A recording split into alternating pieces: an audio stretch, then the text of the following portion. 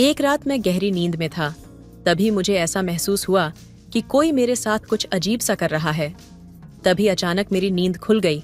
तब मैंने देखा कि मेरी काकी मेरे साथ कुछ अजीब कर रही थी। मैंने घबराकर कहा, काकी, आप क्या कर रही हैं? काकी ने कहा, मैं कुछ भी कर रही हूँ, तुझे दिख नहीं रहा? इतनी बातें क्यों कर रहा है? मुझे जो करना है करने दे। काकी की डांट से मैं बहुत डर गया। फिर मैंने कहा, अच्छा काकी, जो करना है कर लो। फिर काकी अचानक से पागल सी हो गई और उस बरसाती रात में उसने जो किया उसे सुनकर आपका भी दिमाग हिल जाएगा। दोस्तों, ये कहानी बहुत ही दिलचस्प है। मुझे यकीन है कि इसे सुनकर आप सबका दिल खुश हो जाएगा। नमस्ते दोस्तों, आज की इस कहानी में आपका स्वागत है। इस कहानी में मैं एक लड़के का किरदार निभा रही हूँ। मेरा नाम रुद्र है और अभी मेरी उम्र 28 साल है। जिस वक्त की यह कहानी है तब मेरी उम्र 18 साल थी। मेरे काका छोटे मोटे व्यापारी थे। कभी कभी वह व्यापार के काम से बाहर जाते थे तो 7-8 दिन और कभी कभी 10-15 दिन तक घर नहीं आते थे। जब भी काका घर पर नहीं होते थे तब मुझे काकी के घर रुकना पड़ता था। काकी की शादी को अभी बस 1 साल ही हुए थे और अभी उनके कोई बच्चा नहीं था और काकी को अकेले रहने में बहुत डर लगता था क्योंकि हमारा घर काफी सुनसान जगह पर था और घर में और कोई बच्चा भी नहीं था। मेरा कोई भाई बहन भी नहीं था और हमारे घर में बस मैं और मेरे मम्मी पापा और काका काकी रहते थे। रात को जब काका घर पर नहीं होते तो काकी बहुत डर जाती थी। यही वजह थी कि काका मुझे अपने घर बुला लेते थे ताकि मैं काकी के साथ रह सकूं और वह अकेले रहकर ना डरे। एक दिन काका ने मुझसे कहा, देख बेटा, हमारे घर में और कोई लड़का नहीं है। तेरा हमारे भाई का बेटा होना और मेरा बेटा होना एक ही बात है। तू हमारा इकलौता बेटा है। तू जानता है कि मैं एक छोटा मोटा व्यापारी हूँ और मुझे व्यापार के काम से कभी कभी बाहर जाना पड़ता है। जब मैं बाहर रहूंगा तब तू हमारे घर ही रहना, क्योंकि तेरी काकी रात में अकेली नहीं रह पाती है और फिर तेरी काकी को ब्लड प्रेशर की बीमारी भी है। इसलिए जब मैं घर पर नहीं रहूंगा तो तू हमारे घर के गेस्ट रूम में रहेगा और तू तेरी काकी से पैसे लेकर जो भी जरूरी चीजें हो बाजार से ला दिया करेगा। साथ ही तू अपनी काकी का ख्याल भी रखेगा, ठीक है? तब मैंने कहा, ठीक है काका, आप बेफिक्र रहिए। मैं काकी की पूरी देखभाल करूंगा और जो भी जरूरत होगी वह सब पूरा कर दूंगा। फिर दोस्तों, जब भी काका बाहर जाते थे मुझे काकी के यहाँ रुकना पड़ता था। मैं गेस्ट रूम में रहता था जो काकी के कमरे के बगल में ही था। लेकिन जब भी मैं उनके यहाँ रुकता काकी मुझे अपने कमरे में बुला लेती और मेरे साथ ढेर सारी बातें करती। हम दोनों कई बार देर रात तक टीवी देखते रखते। दोस्तों, मेरी काकी ने ग्रेजुएशन तक पढ़ाई की थी और मैं उस समय 10वीं क्लास में था। इसीलिए कभी कभी भी वह मुझे पढ़ाती भी थी, लेकिन ज्यादातर वह मुझसे बातें करती और रोमांटिक फिल्में देखती। एक दिन जब मैं उनके यहाँ रुकने गया तो काकी ने कहा, रुद्र बेटा, आज तू मेरे पास ही रहेगा। बाहर बहुत तेज आंधी और बारिश हो रही है। मुझे बहुत डर लग रहा है। मैंने कहा, काकी, इसमें डरने की क्या बात है? बाहर चाहे जो हो, चारों तरफ तो दीवारें हैं ना, आपको डरने की जरूरत नहीं है। फिर भी काकी बोली, रुद्र बेटा, मैं जो कह रही हूँ तू वही कर। आज मुझे अच्छा लग रहा। तू मेरे पास रहेगा, नहीं तो मुझे बहुत बुरा लगेगा। मैंने कहा, ठीक है काकी, अगर आपको बुरा लग रहा है तो मैं जरूर आपके पास रहूंगा। कुछ समय बाद काकी ने कहा, रुद्र बेटा, बहुत दिनों से तेरे साथ ढंग से बात भी नहीं हुई है। आज मैं तुझसे खूब बातें करूंगी। मैंने कहा, काकी, मुझे ज्यादा बातें करना पसंद नहीं है। लेकिन काकी ने कहा, आज तुझे मुझसे बातें करनी ही होंगी। काकी के जोर देने पर मैंने मान लिया। कहा, ठीक है काकी, आज हम खूब बातें करेंगे। आगे? मैंने काकी से कहा, मैं तैयार हूं, लेकिन मेरी एक शर्त है। तब काकी ने पूछा, रुद्र बेटा, क्या शर्त है? मैंने कहा, काकी, मैं अपने पापा से कब से कह रहा हूँ कि मुझे एक मोबाइल दिला दो, लेकिन वह मुझे मोबाइल नहीं दिला रहे। अगर तुम चाहती हो कि मैं रात भर तुम्हारे साथ बैठकर बातें करूं, तो तुम्हें मुझे एक मोबाइल दिलाना होगा। मेरी बात सुनकर काकी जोर से हंसने लगी। मैंने पूछा, काकी, तुम हंस क्यों रही हो? तब काकी बोली, अरे रुद्र, इसमें कौन सी बड़ी बात है? मैं तुझे कल ही मोबाइल दिला दूंगी, लेकिन मेरी भी एक शर्त है। अगर तू मेरी शर्त मान ले तो मैं तुझे मोबाइल दिला दूंगी। मैंने कहा, काकी, तुम्हारी क्या शर्त है?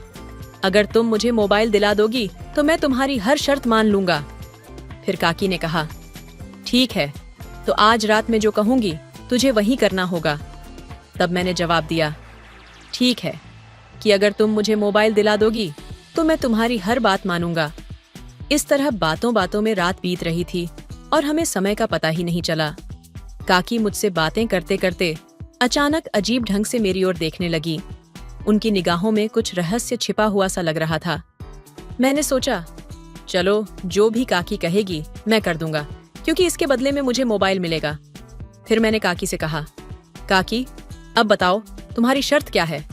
काकी ने हंसते हुए कहा, रुद्र इतनी जल्दी क्यों कर रहा है? धीरे धीरे सब बताऊंगी, रात होने दे, फिर तुझे शर्त समझ में आ जाएगी। अब चल सो जाते हैं, बाहर बहुत तेज आंधी और बारिश हो रही है। कुछ देर बाद काकी ने कहा, रुद्र बेटा आज मुझे बहुत बुरा लग रहा है, ये लो ये मलहम है, इसे मेरे सिर पर मल दे, शायद इससे मुझे थोड़ा आराम मिलेगा। फिर मैं एक आज्ञाकारी बच्चे की तरह काकी के सिर पर मालिश करने लगा। एक तरफ मैं मालिश कर रहा था और दूसरी तरफ काकी अजीब अजीब आवाजें निकाल रही थीं। मैंने पूछा, काकी आप ऐसे अजीब आवाजें क्यों निकाल रही हो? तब काकी ने जवाब दिया, अरे रे तू ये समझेगा नहीं, तुझे जैसा कहा है वैसा ही कर। मैंने भी कहा, ठीक है काकी। और फिर जैसे वह सिखा रही थी वैसे ही अच्छे बच्चे की तरह मैं उनके कहे अनुसार उन्हें मालिश करने लगा। मालिश करते करते काकी अचानक सो गई और मैं भी सो गया। रात की गहरी नींद में अचानक मुझे ऐसा महसूस हुआ कि कोई मेरे साथ कुछ अजीब करने की कोशिश कर रहा है। तब मैं फौरन जाग गया और देखा कि काकी मेरे साथ कुछ अजीब कर रही थी। मैंने पूछा, काकी आप ये क्या कर रही हैं?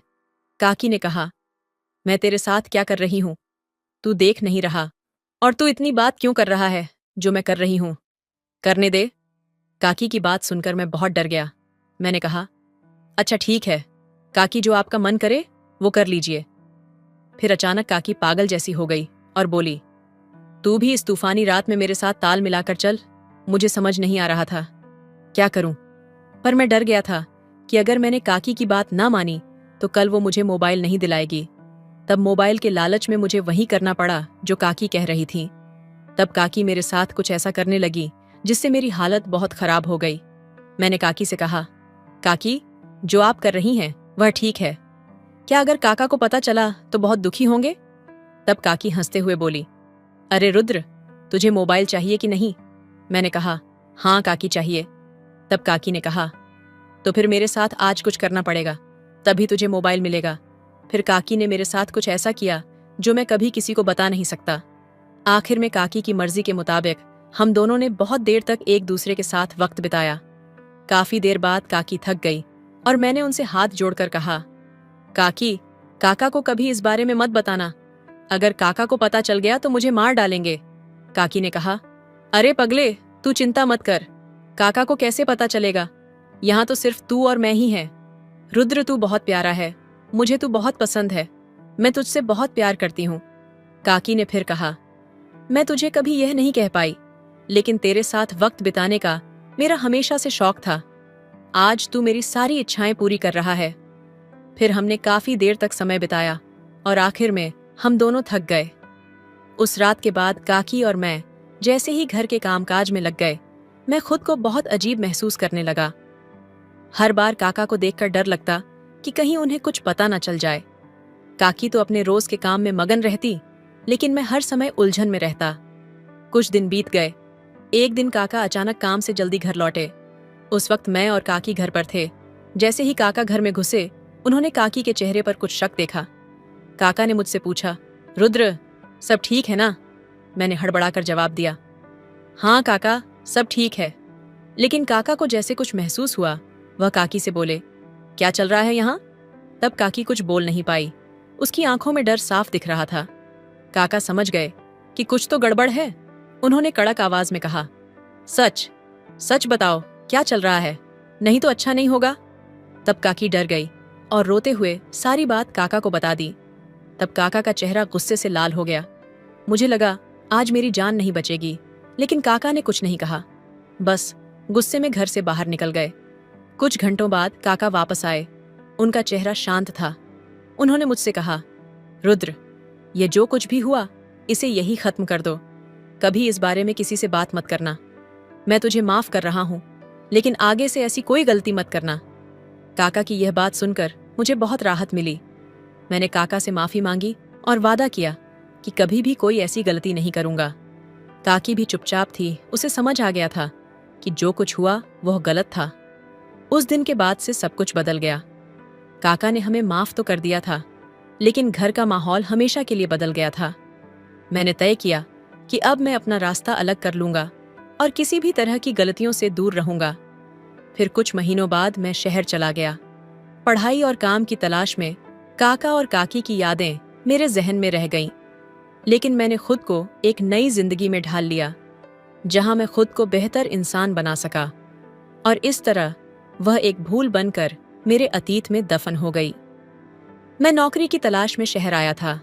तभी मेरे दोस्त ने मुझे अपने घर रहने के लिए जिद की। उसने अपनी माँ की देखभाल करने को कहा और खुद आगे की पढ़ाई के लिए दिल्ली चला गया। जैसे ही वह बाहर विदेश गया, उसकी माँ का मेरे प्रति व्यवहार बदलने लगा। वह अक्सर मुझे अपने कमरे में बुलाती थी। एक बार तो उसने झूठा बहाना बनाकर कहा कि उसे बहुत ज्यादा डर लग रहा है और मुझे अपने कमरे में बुलाया। उस रात जब मैं उसके पास सो रहा था, अचानक वह मेरे शरीर पर हाथ फेरने लगी और तब आंटी ने कहा, मोहन, मुझे पता नहीं था कि तुम्हारी उम्र के लड़के इतने बड़े होते हैं। इतना कहते ही आंटी ने मुझे अपने बेड पर लेटा लिया और फिर मेरा हेलो दोस्तों, आज की इस कहानी में आप सभी का स्वागत है। दोस्तों, कहानी सुनने से पहले आप सभी से रिक्वेस्ट करूंगी कि हमारे चैनल को सब्सक्राइब, लाइक एंड शेयर करें।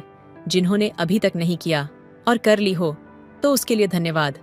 दोस्तों, जल्दी से कहानी आपको सुनाते हैं। मेरा नाम मोहन है।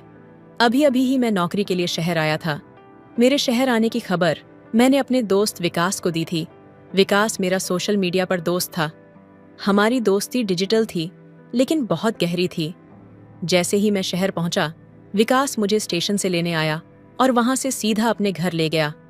विकास के घर पहुंचते ही मेरी नज़र एक खूबसूरत महिला पर पड़ी और मैंने उसे विकास की बहन समझ लिया। तभी विकास ने मेरी गलत फहमी दूर करते हुए कहा, मोहन, अरे ये मेरी बहन नहीं है, यह तो मेरी माँ है। आंटी इतनी सुंदर और जवान दिखती थी कि मैंने उसे उसकी बहन समझ लिया था। आंटी किसी जवान लड़की जैसी लग रही थी। मैंने उसे पहले कभी नहीं देखा था, इसलिए मेरा भ्रम होना स्वाभाविक था। उस दिन विकास से मिलकर मुझे बहुत खुशी हुई थी। दोपहर के खाने के बाद मैं वहां से निकलने लगा, क्योंकि मुझे अपने लिए रहने की व्यवस्था देखनी थी। मैंने कहा कि मुझे काम है और वहां से निकलने लगा। तभी विकास ने मुझे रोका। उसने कहा, मोहन, तुम हॉस्टल वगैरह क्यों ढूंढ रहे हो? जब तुम्हारा अपना घर है तो तुम्हें हॉस्टल में रहना सही नहीं लगता। तभी मैंने कहा, अपना घर? इस पर विकास बोला, मेरे दोस्त, इतनी जल्दी तुमने मुझे पराया कर दिया। अरे मैं शहरी हो सकता हूँ, लेकिन मुझे भी दोस्ती निभानी आती है। देखो, इस घर में मैं और मेरी माँ ही रहते हैं। यहाँ तुम आराम से एडजस्ट हो सकते हो। वैसे भी अब मैं अपने आगे की पढ़ाई के लिए कुछ सालों के लिए विदेश जा रहा हूँ, तो माँ की देखभाल के लिए उसे किसी की जरूरत होगी। मेरे विदेश जाने के बाद तुम ही मेरी तरह मेरी माँ की देखभाल करना। विकास की बात सुनकर मैं भावुक हो गया था, क्योंकि उसने मुझे पराया नहीं समझा, बल्कि अपनी तरह माना था।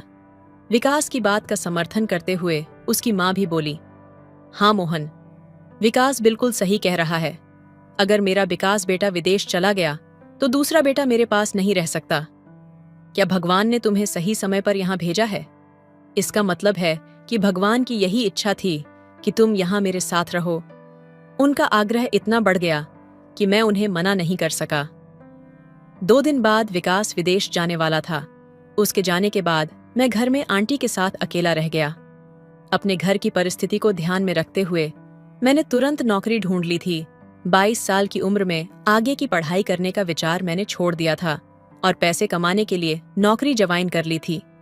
मेरे पास इतना पैसा नहीं था कि मैं आगे की पढ़ाई कर सकूं, इसलिए मैंने नौकरी करने का निर्णय लिया। शहर में मुझे एक ठीक-ठाक नौकरी मिल गई थी।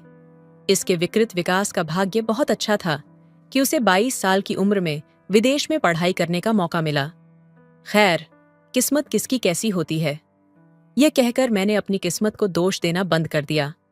उस दिन के बाद से मैं विकास की माँ को अपनी माँ मानकर उनके साथ रहने लगा।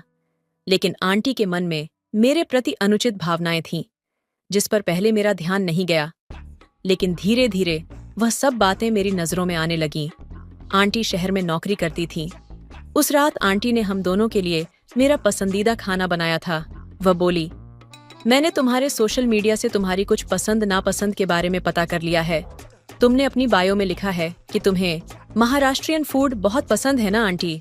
मेरी पसंद नापसंद का ख्याल रखने लगी थी। उस रात जब हम खाना खा रहे थे, वह मेरे पास आकर बैठ गई।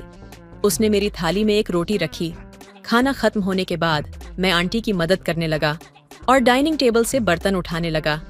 मेरा काम देखकर ओ बोली, तुम बिल्कुल परफेक्ट लड़के हो। मैंने कई बार विकास के मुंह से तुम्हारी तारीफ सुनी है और तभी से मैं तुमसे मिलने के लिए उत्सुक थी। तुम और विकास में बहुत फर्क है। विकास कभी भी घर के कामों में मदद नहीं करता, उल्टा वह घर का सामान इधर उधर फैलाने में एक्सपर्ट है। विकास के मजेदार किस्से सुनकर मैं हंसने लगा।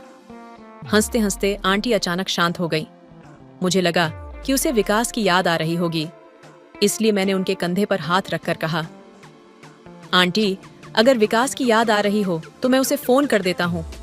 तुम इतनी उदास मत हो। तब आंटी ने मेरे हाथ पर हाथ रखकर कहा, विकास हमेशा के लिए विदेश नहीं गया है, ये मुझे अच्छी तरह पता है। मुझे अब उसकी याद में शांत नहीं बैठना, बल्कि मैं अचानक तुम्हारे ख्यालों में खो गई थी।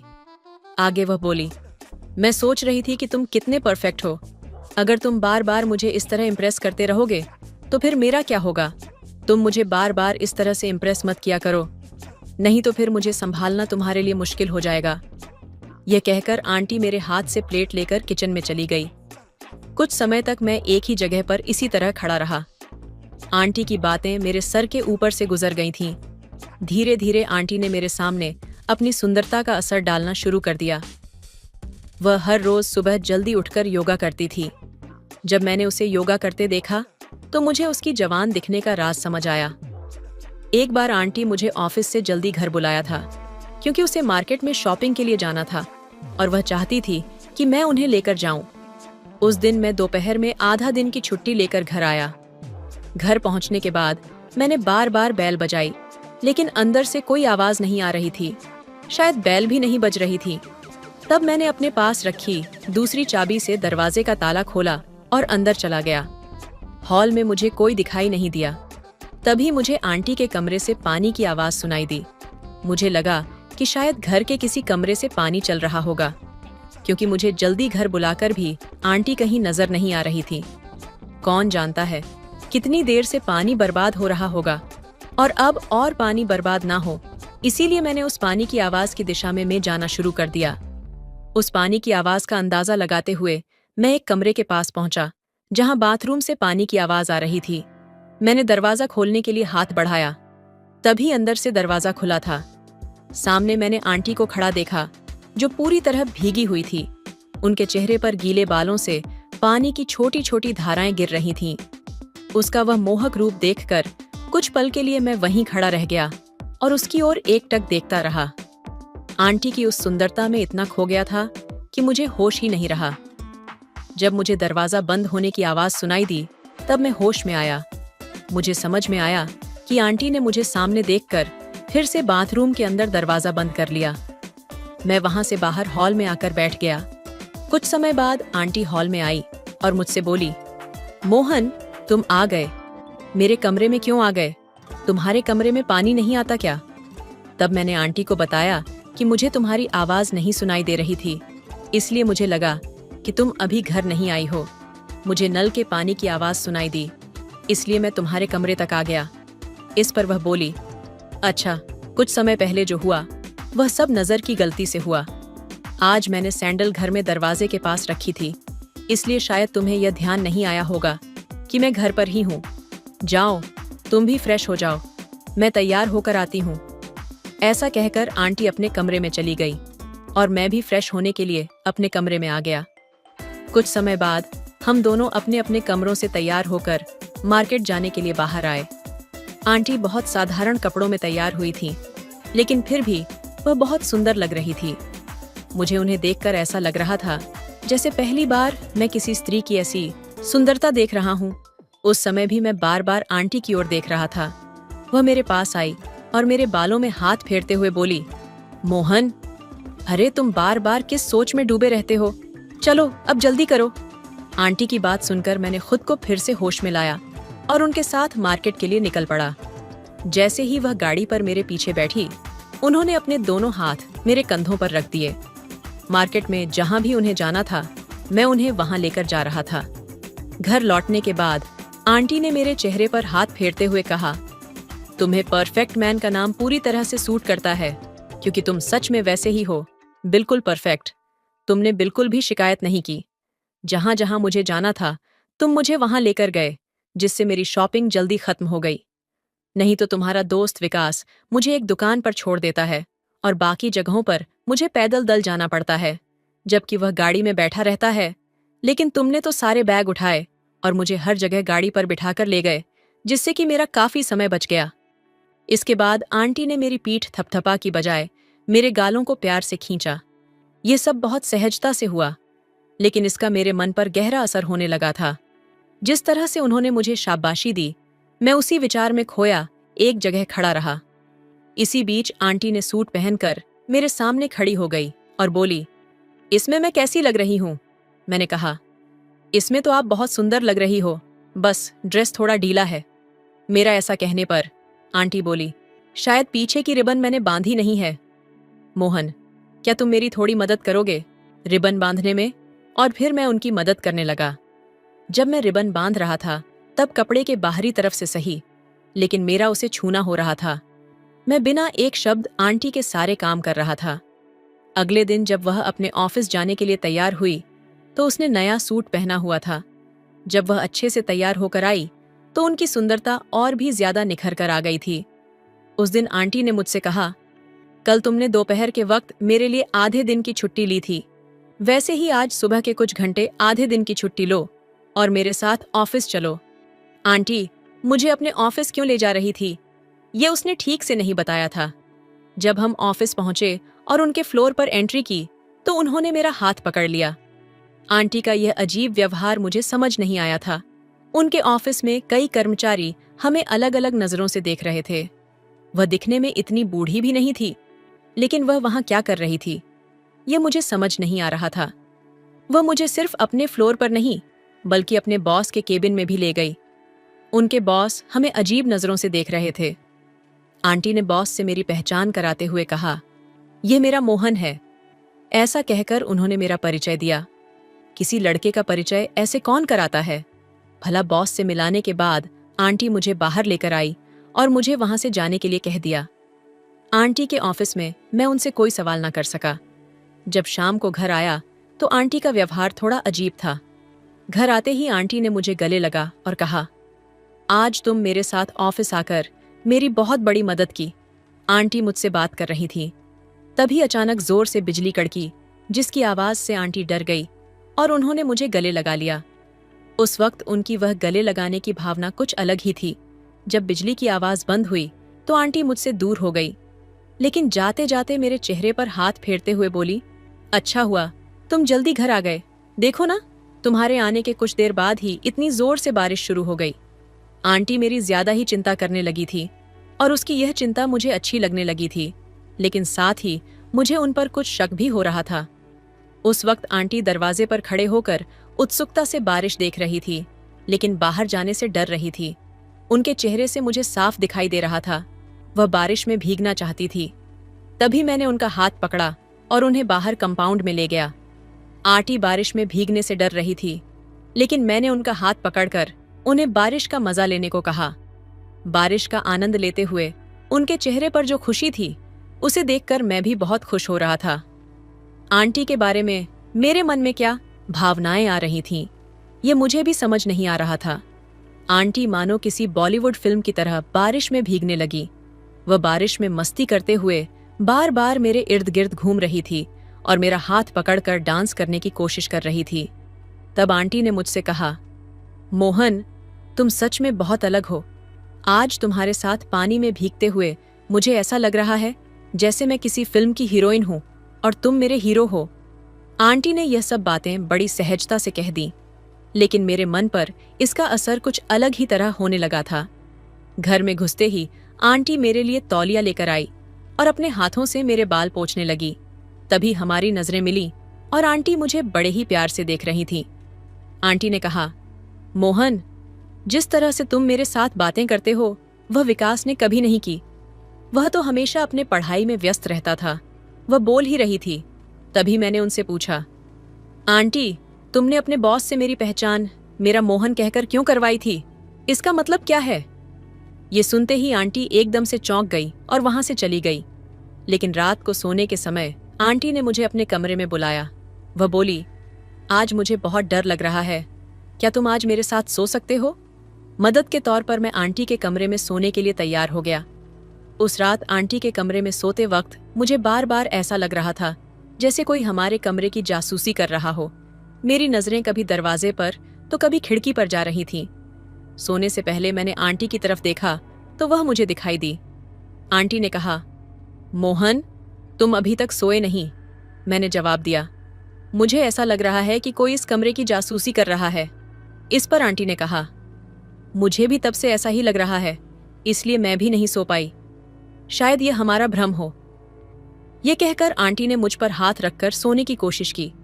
कुछ समय बाद ही अचानक कमरे की लाइट जल गई और किसी ने मां की आवाज लगाई। इस आवाज से मेरी और आंटी की नींद खुल गई। उठकर देखा तो विकास सामने खड़ा था।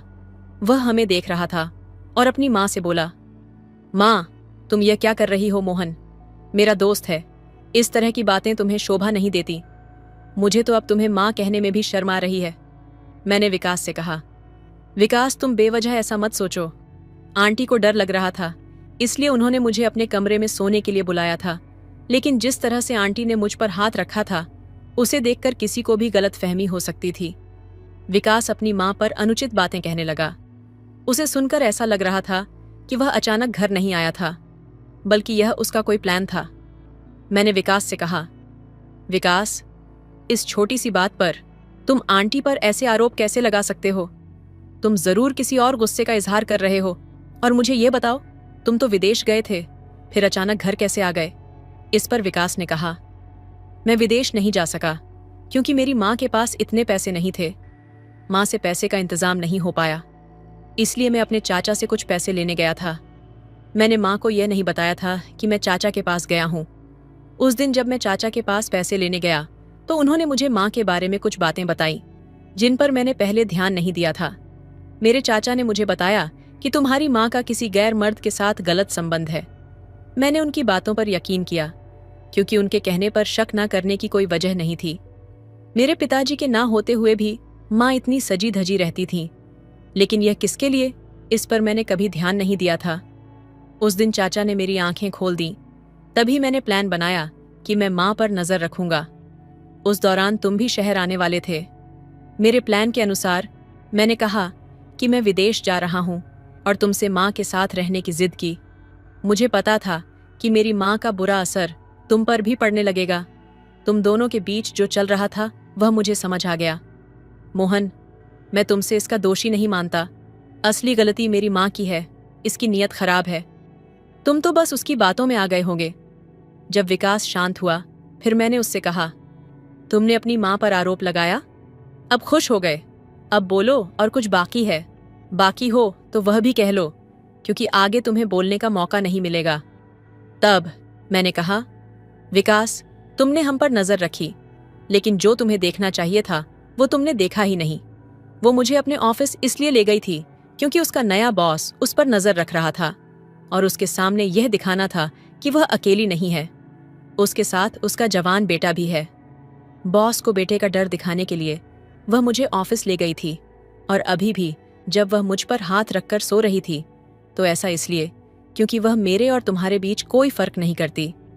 अगर तुम दूसरों की बातें सुनने के बजाय अपनी मां को समझने की कोशिश करते तो तुम्हारे मुंह से मां के बारे में ऐसे अपशब्द नहीं निकलते।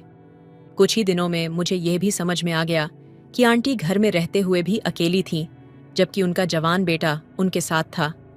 उन्होंने तुम्हारे कारण दूसरी शादी नहीं की, वह तुम्हारे लिए ही जीती रही। लेकिन जब तुम्हारे ऊपर मां की देखभाल की जिम्मेदारी आई तो तुमने मां पर ध्यान देने के बजाय खुद की दुनिया में खो गए और लोगों की बातें सुनकर मां पर अविश्वास जताया। मैं बात कर ही रहा था कि आंटी ने मेरे कंधे पर हाथ रखा और कहा, मोहन, तुम्हारे पास जो समझदारी है शायद वह विकास में नहीं है, क्योंकि मैंने इसे कभी किसी चीज के लिए मेहनत करने नहीं दी। मैंने उसे हर चीज समय पर दी, लेकिन आज मेरे बेटे ने मेरे प्यार का बदला मुझ पर अविश्वास करके चुकाया। फिर मैंने कहा, विकास, तुम्हारे चाचा चाची ने तुम्हें मेरे खिलाफ भड़काया ताकि हमारे बीच दूरी पैदा हो सके। तुम्हारे चाचा चाची से मदद मांगने से पहले मैं तुम्हारे चाचा के पास तुम्हारे पिता की संपत्ति का हिस्सा मांगने गई थी, लेकिन उन्होंने मुझे कुछ भी देने से मना कर दिया। तब मैंने उन्हें धमकी दी थी कि मैं उन्हें अदालत में खींच कर लेकर जाऊंगी। जो तुम्हारे चाचा से तुम्हारे पिता का हक मांगने गई थी वह सिर्फ तुम्हारे लिए था, क्योंकि मैं तुम्हारी इच्छाओं को मारना नहीं चाहती थी। मुझे भी तुम्हें बड़े शहर में पढ़ाई के लिए भेजना था, लेकिन मुझे नहीं पता था कि तुम इतनी जल्दी दूसरों की बातों में आ जाओगे। आज तुमने अपनी माँ के प्यार का यही सिला दिया बेटे। ऐसा कहकर आंटी रोने लगी। आंटी की बात सुनकर विकास की समझ वापस आ गई। वह दूसरों की बातों में आकर अपनी माँ पर विश्वास नहीं कर रहा था और उसने आंटी और मुझ पर भी गलत शक किया। जब विकास को अपनी गलती का एहसास हुआ तो उसने रोते हुए आंटी से माफी मांगी। वह एक माँ थी, इसलिए उसने तुरंत अपने बेटे को माफ कर दिया। माफी मांगने के बाद वह मुझे अपने घर पर रहने के लिए आग्रह करने लगा, लेकिन अब मैं वहां नहीं रह सकता था, क्योंकि उस माँ बेटे को अपने रिश्ते को सुधारने के लिए समय की जरूरत थी। विकास को अपनी माँ की ईमानदारी और उसके लिए किए जा रहे उसके संघर्ष को देखने की जरूरत थी, क्योंकि उसे अपनी माँ की मेहनत की कोई समझ नहीं थी। मैंने बचपन से अपने घर की गरीबी देखी थी और तभी से मैंने छोटे मोटे काम किए थे।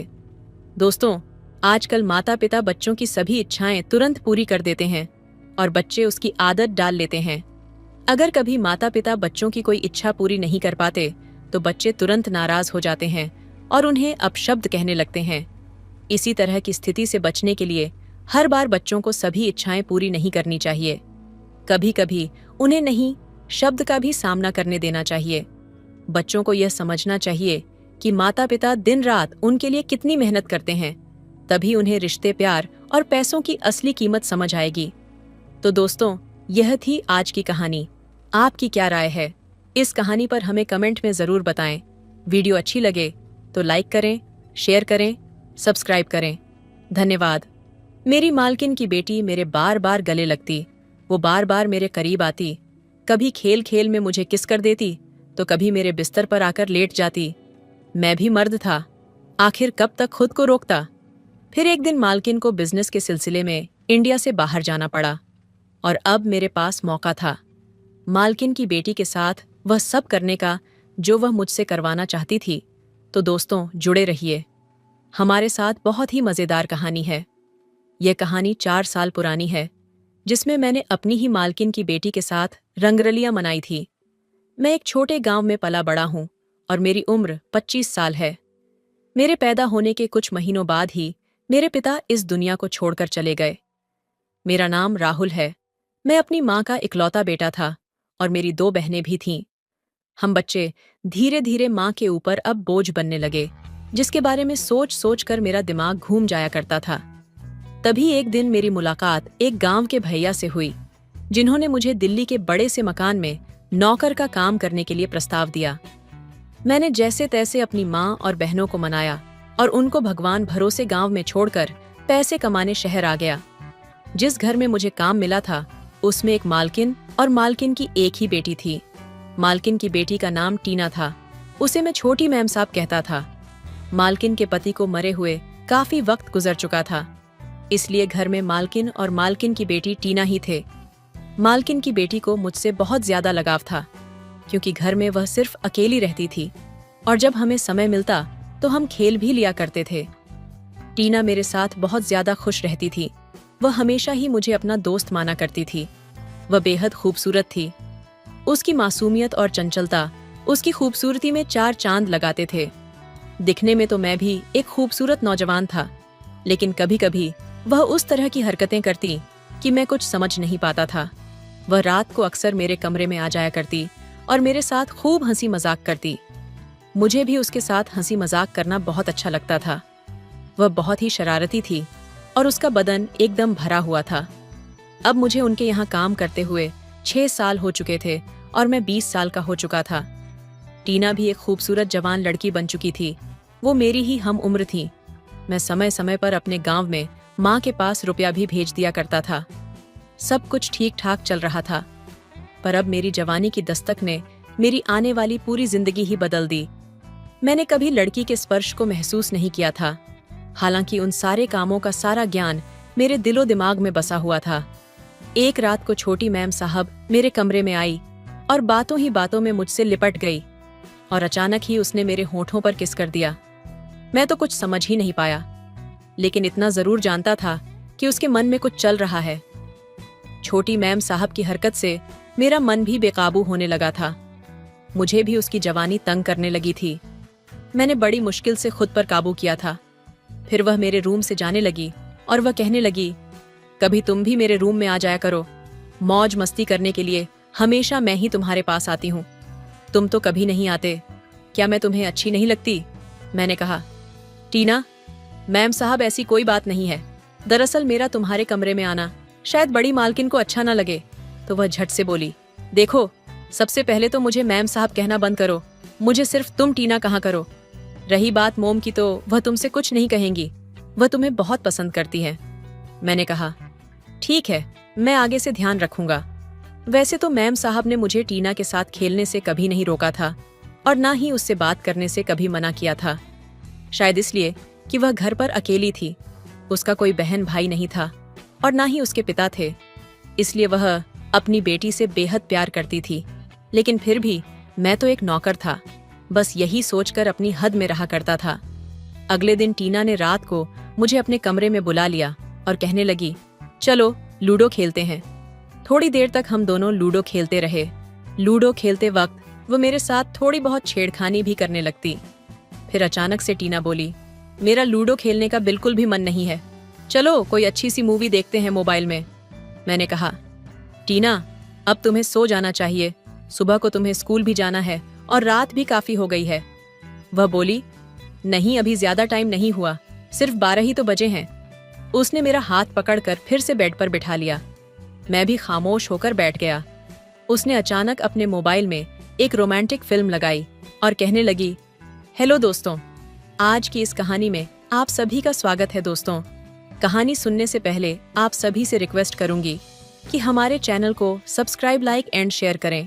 जिन्होंने अभी तक नहीं किया और कर ली हो तो उसके लिए धन्यवाद। दोस्तों, जल्दी से कहानी आपको सुनाते हैं। राहुल, क्या तुमने ये मूवी कभी देखी है?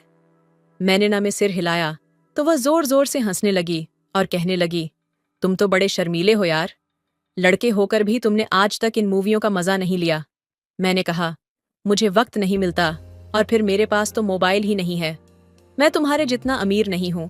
मैं जो भी पैसे कमाता हूँ वह सब गांव में अपनी माँ के पास भेज देता हूँ। टीना बोली, कोई बात नहीं, तुम टेंशन मत लो। आज तुम्हें मैं यह मूवी दिखाऊंगी। अब मैं समझ गया था कि वह क्या चाहती है। मेरा खुद पर काबू पाना बहुत मुश्किल हो रहा था। मेरा दिल टीना को अपनी बाहों में लेने के लिए मचल रहा था, लेकिन मालकिन की डर की वजह से मैं वहां ज्यादा देर तक रुका नहीं। मैंने सोने का बहाना किया और उसके रूम से बाहर आ गया और मैं अपने रूम में आकर अपने मन में सोचने लगा कि आज तो कुछ गड़बड़ हो जाती। लेकिन मैंने खुद को संभाल लिया और अपने मन को भी बहला फुसलाकर समझा दिया। पर मैंने अपने मन में सोच लिया था कि जब भी मुझे मौका मिलेगा तो मैं फायदा जरूर उठाऊंगा। और अब मैं मौके की तलाश में था, क्योंकि मेरे दिल पर काबू कर पाना बहुत मुश्किल हो रहा था। मैम साहब ने जो आग भड़का थी, अब ठंडी भी वहीं करेगी। उस रात मुझे बड़ी मुश्किल से नींद आई थी। एक दिन मेरी बड़ी मालकिन 2 महीने के लिए अपने किसी काम से इंडिया से बाहर गई हुई थी और इस बीच अब घर में मैं और उनकी बेटी टीना ही अकेले थे। एक दिन नहाने के बाद छोटी मैम साहब का कॉलेज जाने का वक्त हुआ तो उसने मुझसे कहा, राहुल, आज मेरा मन नहीं है कॉलेज जाने का। मैंने पूछा, क्यों छोटी मैम साहब, चली जाइए ना। टीना मैम साहब बोली, सोच रही हूँ क्यों ना आज कुछ वक्त तुम्हारे साथ गुजार लूं। जिस पर मैंने बस चुपकी मार ली और शांति से अपने कमरे में चला गया। मैं समझ चुका था कि छोटी मैम साहब के दिमाग में अब कुछ और ही चल रहा है, पर मेरे अंदर शुरुआत करने की जरा सी भी हिम्मत न थी। इतने में छोटी मैम साहब मेरे कमरे में आई। उसने केवल नीचे तौलिया पहना हुआ था और ऊपर हल्का सा कोई कपड़ा ओढ़ा हुआ था। मैं छोटी मैम साहब को देखकर पगला गया था और शर्म के मारे मैंने अपनी मुंडी दूसरी तरफ घुमा ली। इतने में उसने मेरे चेहरे को अपनी तरफ घुमाते हुए अपने ऊपर वाले कपड़े को उठाते हुए कहा, मैं जानती हूँ तुम मुझे चुपके चुपके देखते हो, तो लो आज कुआं खुद चलकर प्यासे के पास आया है। मैं उस वक्त कहता भी तो क्या कहता, मैं भी तो इस वक्त का इंतजार कब से कर रहा था। मैं सीधा खड़ा हुआ और मैंने मेम साहब को गले से लगा लिया। मैंने टीना से कहा, इस दिन का मुझे बड़ी बेसब्र से इंतजार था। तो टीना बोली, फिर मुझसे इतना दूर दूर क्यों भागते थे? मैंने कहा, मुझ में हिम्मत नहीं थी फैल करने की। मैं ठहरा तुम्हारा नौकर, लेकिन आज मैं तुम्हारी खूबसूरती को निहारना चाहता हूँ। आज तो वह कयामत लग रही थी, वह बेहद खूबसूरत लग रही थी और मैं उसे निहारे जा रहा था। मैंने उसे अपनी बाहों में भर लिया और उस दिन मैंने टीना पर खूब प्यार लुटाया। यह सिलसिला लगभग 2 महीने तक चला था। 2 महीने तक मैं हर रोज टीना को इसी तरह प्यार करता था। हम लोग ना दिन देखते थे ना रात। हम दोनों अपने आप में ही खोए हुए थे और अपनी जिंदगी का आनंद उठा रहे थे। मैं टीना को बेहद चाहने लगा था और वह भी मुझसे बेइंतहा मोहब्बत करती थी। अब उसकी बॉडी का साइज भी काफी बढ़ चुका था। टीना प्रेग्नेंट हो गई थी, जिससे मेरी मालकिन के आते ही हमारे बारे में पता चल गया और उन्होंने मजबूरी में आकर अपनी इज्जत बचाने के लिए अपनी बेटी टीना की शादी मेरे साथ करवा दी। अब मैं इतना अमीर हो चुका हूं कि मैंने अपनी दोनों बहनों की शादी करा दी और अपनी माँ और टीना के साथ सुखी जीवन बिता रहा हूं। कभी कभी हमारी जिंदगी में सब कुछ अचानक हो जाता है, जिसकी हम कल्पना भी नहीं करते। वह सब हमें मिल जाता है। मैंने अपनी जिंदगी में कभी नहीं सोचा था कि मैं एक दिन इतना अमीर आदमी बन जाऊंगा। तो दोस्तों, यह थी आज की कहानी। आपको कैसी लगी हमें कमेंट में जरूर बताएं। वीडियो अच्छी लगे तो लाइक करें, शेयर करें, सब्सक्राइब करें। धन्यवाद। आधी रात को सोते हुए मैंने महसूस किया कि मेरी छोटी बहन मेरे साथ कुछ अजीब बर्ताव कर रही है। उस समय मैं गहरी नींद में था। मैंने सोचा शायद मैं सपना देख रहा हूँ। कुछ देर बाद उसकी हरकतों से मेरी नींद टूट गई। तब मैंने देखा कि मेरी छोटी बहन मेरे साथ कुछ अजीब और गलत करने की कोशिश कर रही है। ये देखकर मैं हैरान रह गया। फिर मैंने उससे कहा, तू मेरे साथ ये क्या कर रही है? तुझे कोई शर्म नहीं है? मैं तेरा बड़ा भाई हूँ। उसके बाद भी मैंने देखा कि वह किसी अजीब तरह की खुशी पाने की लालच में और भी ज्यादा पागलपन करने लगी। उसकी इन हरकतों को देखकर मैं स्तब्ध रह गया। उसकी आंखों में मैंने एक अजीब तरह की ख्वाहिश देखी। मेरे बार बार मना करने के बाद भी वह मेरी बातें नहीं सुन रही थी। वह मेरी छोटी बहन होकर भी किसी खास आनंद की खोज में और ज्यादा बेकाबू हो गई। दोस्तों, जो उसने मेरे साथ किया उसे सुनकर आपके होश उड़ जाएंगे। दोस्तों, कहानी सुनने से पहले आप सभी से रिक्वेस्ट करूंगी कि हमारे चैनल को सब्सक्राइब, लाइक एंड शेयर करें जिन्होंने अभी तक नहीं किया, और कर ली हो तो उसके लिए धन्यवाद। दोस्तों, जल्दी से कहानी आपको सुनाते हैं। मेरा नाम अरमान है और मेरी उम्र 26 साल है। मैंने अपना पढ़ाई पूरी करके एक प्राइवेट कंपनी में नौकरी करना शुरू कर दिया था। मैं हैदराबाद में रहता हूँ।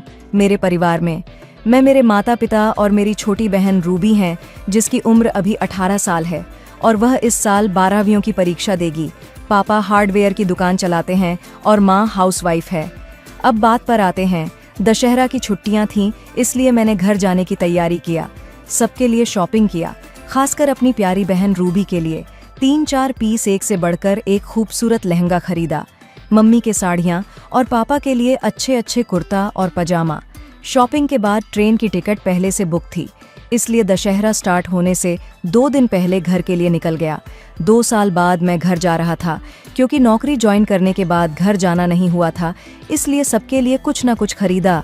खासकर अपनी प्यारी बहन के लिए लगभग 48 घंटे के सफ़र के बाद आखिरकार मैं घर पहुंच गया, क्योंकि हैदराबाद से हमारे गांव तक पहुंचने में मुझे देर हो गई। गांव में हमारा घर काफ़ी अंदर था, इसीलिए रात के करीब 11 बज गए। घर पहुंचा तो देखा सब सो चुके थे। तब मैंने माँ को उठाया, फिर उनसे थोड़ी बातचीत करके खाना खाकर सो गया। काफ़ी रात हो चुकी थी, इसलिए रूबी को नहीं जगाया।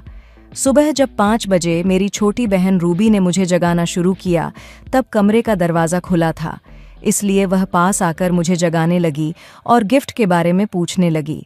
मैं नींद भरी आंखों से कह रहा था, अभी तू जा, अभी मुझे सोने दे, लेकिन उसे अभी चाहिए था, इसलिए उसने मेरे ऊपर की चादर खींच ली। मैं हड़बड़ाकर उठा और देखा कि मेरी हालत खराब थी। मुझे बहुत शर्मिंदगी महसूस हुई और दूसरी तरफ वह मुझे इस हालत में देखकर हंस रही थी। मैं जल्दी से उठकर बैठ गया और उसे अच्छे से देखा, मानो मैं उसे पहचान नहीं पा रहा हूँ। इन 2 साल में वह इतनी बड़ी हो गई थी कि बिल्कुल अनजान लग रही थी। उसका रूप और सौंदर्य जैसे छलक रहा था। इतने दिनों बाद मैंने अपनी प्यारी बहन को देखा तो ऐसा लगा जैसे कोई अनजान परी मेरे घर आई हो। तभी उसकी आवाज़ से मेरा ध्यान टूटा। रूबी ने कहा, भैया क्या देख रहे हो इस तरह से, जैसे मुझे कभी देखा ही नहीं। मैंने कहा, हाँ सच में तू तो बहुत बड़ी हो गई है, तुझे पहचान ही नहीं पा रहा हूँ। तब रूबी बोली, भैया मुझे बाद में मन भरकर देख लेना, पहले मेरे लिए क्या लाए हो वह निकालो। मैंने कहा, ओह दे रहा हूँ ना, और अलमारी से उसके कपड़े और कुछ मिठाइयाँ निकालकर उसे दिया। वह बहुत खुश हो गई और उसी खुशी में मुझे एक अजीब तरीके से पकड़ लिया। उसके इस अजीब तरीके से पकड़ने पर मेरी हालत खराब होने लगी। थोड़ी देर बाद मैं बाथरूम में गया और फ्रेश हो गया। बाथरूम से निकलकर मैंने सुबह का नाश्ता किया।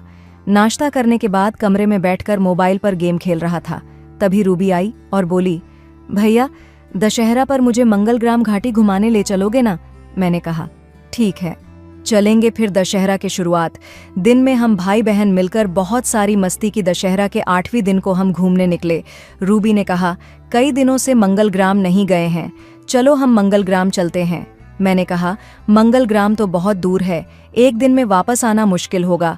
तभी रूबी बोली, मुझे नहीं पता, मुझे जाना है तो जाना है, अगर ज़रूरत पड़े तो हम होटल में एक रात रुक सकते हैं, इसमें क्या दिक्कत है, हम तो अपने भाई बहन हैं, प्लीज़ भैया मना मत करो। मैंने कहा, ठीक है अगर तुझे जाना है तो चल। मेरी छोटी बहन रूबी बहुत चालाक है, उसने चालाकी से मम्मी को मना लिया। फिर अगले दिन हम दोनों भाई बहन मंगलग्राम के लिए निकल पड़े। सफ़र करते करते दोपहर हो गई। वहाँ पहुंचकर हमें पहले रहने की व्यवस्था करनी थी, क्योंकि वहाँ से दिन में वापस आना मुमकिन नहीं था। हम दोनों ने मिलकर होटल ढूंढना शुरू किया। आखिरकार हमें एक कमरा मिला, वह भी सिंगल। दशहरा की छुट्टियों में हर जगह भीड़ थी, इसलिए सिंगल रूम ही लेना पड़ा। फिर हमने अपना बैग रखा और कुछ देर आराम करने के बाद घूमने निकल पड़े। रूबी ने ऐसा कपड़ा पहना हुआ था जिसे देखकर सभी उसकी ओर देखते रह गए। मुझे बहुत गुस्सा आ रहा था, लेकिन मैं किसी से कुछ कह नहीं पा रहा था। तभी एक लड़का दूसरे से कह रहा था, देखा वह मजनू कैसी चीज लेकर घूम रहा है, उसकी किस्मत कितनी अच्छी है।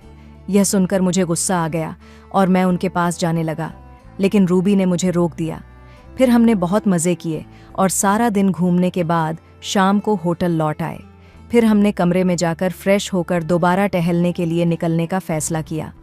हमारे साथ पास के कमरे में नवविवाहित पति पत्नी भी थे, जिन्होंने हमें टहलने के लिए बुलाया। रूबी ने हाँ में जवाब दिया। उन्होंने कहा, हम भी बाहर जा रहे हैं, चलिए साथ में चलते हैं, यहाँ ज्यादा लोगों के बीच अकेले घूमना ठीक नहीं लगता। हम मान गए और फिर उनसे बातचीत करते हुए हमारा परिचय हुआ। लड़के का नाम जावेद था और लड़की का नाम शालिन था। तभी अचानक शालिन बोल पड़ी, आप दोनों की जोड़ी तो बहुत अच्छी लग रही है। मैं तो हैरान रह गया, समझ नहीं आया क्या कहूँ।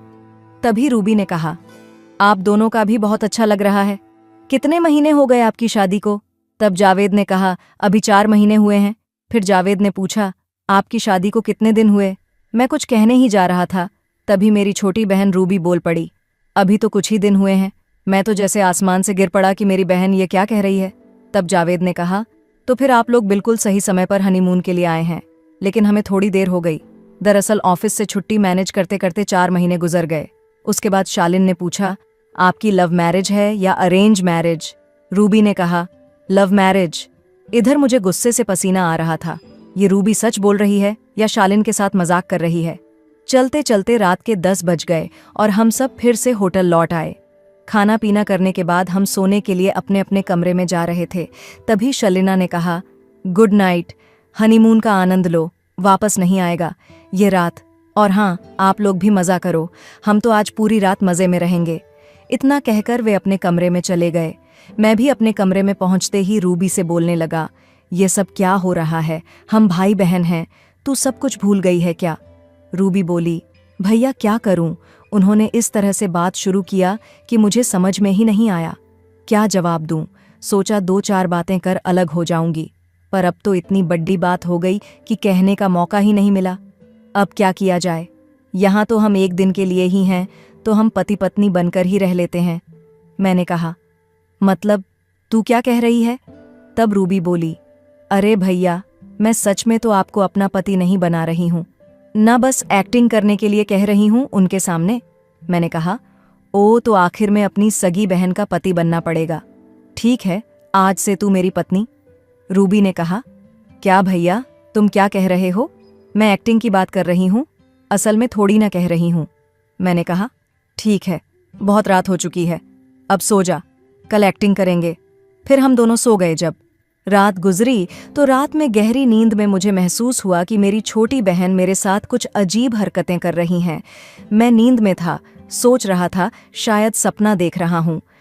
कुछ देर बाद उसकी उन हरकतों की वजह से मेरी नींद खुल गई। मैंने देखा कि मेरी छोटी बहन मेरे साथ कुछ गलत कर रही है। मैं तो यह देखकर हैरान रह गया। फिर मैंने उससे कहा, तू मेरे साथ यह सब क्या कर रही है? तुझे शर्म नहीं आती? मैं तेरा सगा बड़ा भाई हूं। लेकिन फिर भी मैं देख रहा था कि वह किसी अजीब से मकसद के साथ यह सब करने की कोशिश कर रही है। होटल के अंदर अपनी छोटी बहन का ऐसा व्यवहार देखकर मैं सच में हैरान रह गया। उसकी आंखों और चेहरे पर जैसे एक पागलपन सवार था। मैंने उसे रोकने की पूरी कोशिश किया, लेकिन वह मेरी कोई भी बात मानने को तैयार नहीं थी। मेरी सगी बहन होने के बावजूद वह एक अजीब से सुख की उम्मीद में मुझे इतनी जोर से धक्का देकर गिरा दिया कि वह एकदम पागल हो गई। मुझे पता ही नहीं था कि मेरी बहन के पास इतने अजीब तरीके हो सकते हैं। उसने सिर्फ 5 मिनट के भीतर मेरी नींद और थकान को कुछ इस तरह ख़त्म कर दिया कि मुझे लगा कि मैं अब और कुछ सहन नहीं कर सकता। उसकी अविश्वसनीय चालों ने मुझे लगभग पागल बना दिया। आखिरकार मुझे ऐसा लगा कि मैं इस स्थिति का सामना कर ही नहीं पा रहा हूँ। तब मेरे मन में सिर्फ एक ही इच्छा थी, उस लड़की को अपना बना लेने की जो मेरे पास थी। लेकिन वह लड़की मेरी अपनी बहन थी। यह बात मेरे दिमाग में बिल्कुल भी नहीं थी। ऐसे समय में इंसान को कुछ भी समझ नहीं आता। मेरा भी वही हाल हुआ। मुझे ऐसा लग रहा था जैसे मेरे पास आग जल रही हो और उसकी तपिश से मेरा पूरा शरीर टूट रहा हो। मेरा शरीर बार बार कांपने लगा और मैं भी अनजाने में उस सुख की तलाश में अपनी बहन के साथ ताल मिलाने लगा। उसे तो जैसे लगा कि उसके हाथों में स्वर्ग आ गया हो।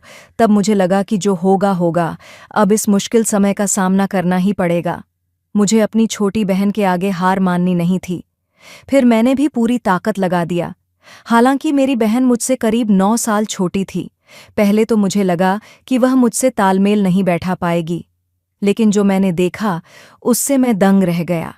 लगभग 3 से 4 घंटे तक लगातार प्रदर्शन करने के बावजूद वह जरा भी थकी नहीं। करीब 4 घंटे बाद ऐसा लगा जैसे किसी सपनों की दुनिया से लौटकर फिर से धरती पर आ गए हों। तब तक रात काफ़ी हो चुकी थी, इसीलिए हम सो गए। रात के उस अजीब हादसे के बाद मैं सुबह जागा तो मेरे मन में घबराहट और अजीब सा अपराधजनक था। मैंने सोचा कि क्या सच में कल रात जो हुआ वह एक सपना था, लेकिन मेरे आसपास का माहौल और रूबी का व्यवहार मुझे और उलझन में डाल रहा था। वह बिना किसी परवाह के सामान्य बर्ताव कर रही थी, जैसे कुछ हुआ ही नहीं। उसने मेरी ओर देखा और कहा, भैया, आज फिर वही सब ड्रामा करना पड़ेगा ताकि हम लोगों पर शक ना हो। मैं कुछ कहने के लिए शब्द ढूंढ ही रहा था कि तभी दरवाजे पर दस्तक हुई। शर्लिना और जावेद हमें नाश्ते के लिए बुलाने आए थे। मैंने रूबी की ओर देखा तो वह फिर उसी नाटक के मूड में थी, जैसे कुछ भी गलत नहीं हुआ हो। हमें उनके सामने दिखाना था कि हम एक नवविवाहित जोड़ा हैं। मन में कई सवाल उठ रहे थे। क्या यह सब सही था? क्या यह सिर्फ एक खेल था या कुछ ज्यादा गहराई में जा चुका था? उसके बाद दिन भर होटल में उनके साथ बिताया, लेकिन मेरा ध्यान बार बार उस रात पर जा रहा था। अंदर से मैं अपने आप से लड़ रहा था, परंतु रूबी एकदम सामान्य थी। मुझे लगने लगा था कि हमें यह नाटक खत्म करना होगा, वरना चीज़ें और भी उलझ जाएंगी। शाम को मैं रूबी के पास गया और उसे गंभीरता से कहा, अब बस बहुत हो गया। ये सब जितना जल्दी खत्म हो उतना ही अच्छा होगा। हमें इस फर्जी रिश्ते को और आगे नहीं खींचना चाहिए। तब रूबी थोड़ी देर के लिए चुप रही। फिर उसने कहा, भैया, मुझे पता है कि मैंने जो किया है वह गलत था। उस वक्त मैं नहीं समझ पाई कि मैं क्या कर रही हूँ, लेकिन अब हमें इसे ख़त्म करना चाहिए। तब मैंने राहत की सांस लिया और हामी भरी। उस रात हमने फैसला किया कि अगली सुबह हम शालिन और जावेद से सच बता देंगे। भले ही वे कुछ भी सोचे, अब और झूठ नहीं चल सकता था। अगले दिन नाश्ते के समय हमने सबके सामने सच्चाई बताई। वे हैरान थे, लेकिन धीरे धीरे बात को समझ गए। जावेद ने हल्के में कहा, यार, हमें लगा तुम लोग सीरियस हो, पर यह तो मजाक निकला। तब रूबी ने भी हंसते हुए कहा, अच्छा है कि समय रहते सच बता दिया, नहीं तो बाद में और बड़ा मसला बन सकता था। फिर हमने सभी से माफ़ी मांगी और बाकी के दिन साधारण तरीके से बिताए। वापस लौटते वक्त रूबी और मैं, हम दोनों समझ गए थे कि इस घटना ने हमें बहुत कुछ सिखाया था। हम दोनों ने फैसला किया कि अब कभी भी ऐसी हरकतों में नहीं पड़ेंगे। जैसे ही हम घर लौटे, मैंने एक नई शुरुआत की कोशिश की। हमें रिश्तों की मर्यादा का एहसास हो चुका था और यह घटना हमें हमेशा याद रहेगी, एक सबक की तरह। तो दोस्तों, यह कहानी मेरी जिंदगी की एक अनपेक्षित घटना है। शायद आप इसे सच मानने में हिचक जाए, लेकिन यह एक हकीकत है। इस दुनिया में कई बार ऐसी घटनाएं घटती हैं जो अविश्वसनीय लगती हैं, पर वे सच्चाई होती हैं। मेरे साथ भी कुछ ऐसा ही हुआ था। मैं आप सबसे यही कहना चाहूँगा कि जब कोई लड़का या लड़की बड़े हो जाते हैं तो उन्हें अपनी मर्यादा का ध्यान रखना चाहिए। चाहे वे भाई बहन हो या कोई और, रिश्ता कुछ सीमाएं बनाए रखना ज़रूरी है। एक दूसरे से थोड़ी दूरी रखने से गलत इच्छाएं और भावनाएं कम होती हैं। अगर हम सभी अपने रिश्तों में सही सीमाओं का पालन करें तो शायद हमारे समाज में ऐसी गलत और अनैतिक घटनाएं कम हो। सबसे ज़रूरी बात यह है कि जिन लोगों की सोच गलत होती है, उन्हें अपने चरित्र और सोच को सुधारने की ज़रूरत है। अंत में मैं यही कहूँगा कि रिश्तों की इज्जत करना और अपनी मर्यादा बनाए रखना हर किसी के लिए ज़रूरी है। तो दोस्तों, यह थी हमारी आज की छोटी सी कहानी। आपको ये कहानी कैसी लगी, कमेंट करके ज़रूर बताएं। अगर आपको ये कहानी पसंद आई हो तो इसे लाइक करें और अपने दोस्तों के साथ शेयर करें। आगे भी ऐसी ही रोमांचक कहानियों के लिए हमारे चैनल को सब्सक्राइब करें और बेल आइकन दबाना ना भूलें, ताकि आप हमारी कोई भी कहानी मिस ना कर। धन्यवाद।